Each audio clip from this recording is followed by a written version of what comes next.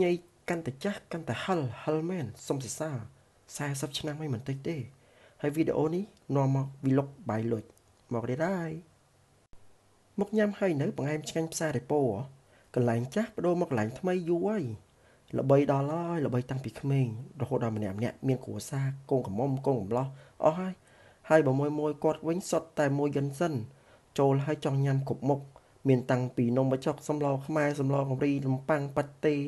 ឡូវហ្នឹងគាត់បន្ថែមនៅនំប៉័ងផាត់ឡូវទៀតបធូហើយអញ្ចឹងមិនថាចាប់ម៉ូនេះចាប់យិនសិនហ្មងនេះគ្រឹះដងមកមែន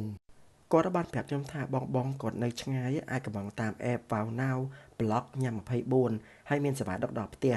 ហើយបើសិនជាបងគាត់មានកម្មវិធីផ្សេងគាត់អាចកំងតាមគាត់បានមិនដឹងញ៉ាំមួយណាចោលមួយណាបើច្រើនជាង30មុខអញ្ចឹងមានតាំងពីបបរពងមាន់បបរតៅស៊ន់ទឹកក្រឡុកបាយដំណើបសង្ខ្យាបាយដំណើបទុរេនឡង់ឈ្ងុយទៅនងដល់ហើយដល់អញ្ចឹងពេកញ៉ាំមួយស្ដាយមួយ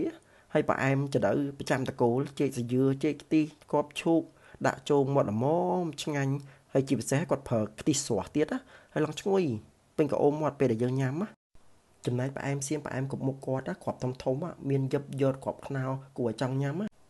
សម្រាប់មួយនេះខ្ញុំហៅបង្អែមតៃវ៉ាន់មេនុយថ្មីខ្ញុំហៅខ្លួនឯងហើយគាត់បានបន្ថែមជាមួយនឹងតៅហ៊ូទឹកស្ករបើចំពោះតៅហ៊ូទឹកស្ករគាត់ទឹកស្ករខ្ញុំមើលទៅឃើញគាត់ដាក់ឡើងពុះហើយឡើងក្តៅ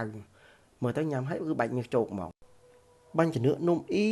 លតអង្គបាញ់ដុកសុទ្ធតែធ្វើដោយដៃផ្ទាល់បបរត្រាវលពៅបង្អែមជាច្រើនមុខទៀតដែលរាប់មិនអស់ទេលោកអើយមានបង្អែមជាច្រើនមុខទៀតដែលខ្ញុំអត់ទាន់បានថតអស់ហើយនៅក្នុងហ្នឹងក៏ដូចជាបង្អែមល្បី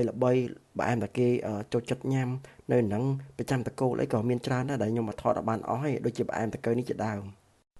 បើសិនជានៅរៀងដល់ជប់បន្តិចមិនដឹងថាភ្ញៀវគាត់បុកមកចូលច្រើនអញ្ចឹងគាត់លក់ញាប់ដៃញាប់ជើងបើម្នាក់គាត់ស្ទាត់ជំនាញតាំងពីច្រកតាំងពីខ្ចប់តាំងពីដាក់ចានគឺគាត់មានជំនាញផ្សេងគ្នាហ្មងទីតាំងថ្មីរបស់គាត់គឺនៅខាងលិចផ្សាររេប៉ូអរគុណច្រើនសម្រាប់ការតាមដានទស្សនាជាមួយនឹងវីដេអូរបស់ខ្ញុំហើយសង្ឃឹមថាខ្ញុំនឹងមានវីដេអូថ្មី vlog ថ្មីសម្រាប់អ្នកទាំងអស់គ្នាសូមជួយ Subscribe ជាមួយនឹងវីដេអូ Channel របស់ខ្ញុំផងអរគុណជម្រាបលាបាយបាយ